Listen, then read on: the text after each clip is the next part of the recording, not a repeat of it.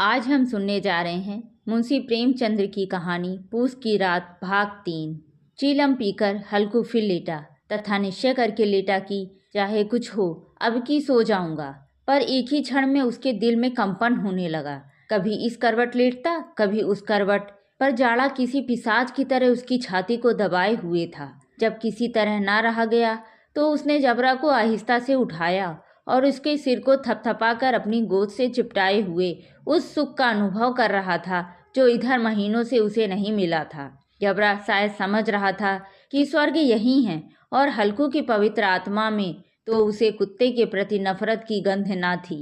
अपने किसी अभिन्न मित्र अथवा भाई को भी वह इतनी तत्परता से शायद ही गले लगाता। वह अपनी दीनता से आहत ना था जिसने आज उसे इस हालत को पहुंचा दिया।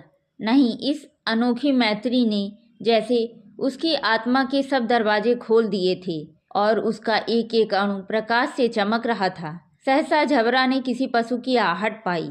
इस विशेष आत्मीयता ने उसमें एक नई स्फूर्ति पैदा कर दी थी जो हवा के ठंडे झोंकों को तुच्छ समझती थी। वह झपट कर उठा तथा छतरी के बाहर आकर भौंकने लगा। हल्कू ने उसे कई बार पुचकार कर बुलाया मगर वह उसके पास ना आया। हार के चारों तरफ दौड़ दौड़ कर भौंकता रहा। एक पल के लिए आ भी जाता तो तुरंत ही फिर दौड़ता। कर्तव्य उसके हृदय में अरमान की भांति उछल रहा था। 1 घंटा और बीत गया। रात ने शीत को हवा से धधकाना शुरू किया। हल्कू उठ बैठा तथा दोनों घुटनों को छाती से मिलाकर सिर को उसमें छुपा लिया। फिर भी ठंड कम ना हुई। ऐसा जान पड़ता था सारा खून जम गया है, धमनियों में रक्त की जगह हिम बह रहा है। उसने झुककर आसमान की ओर देखा।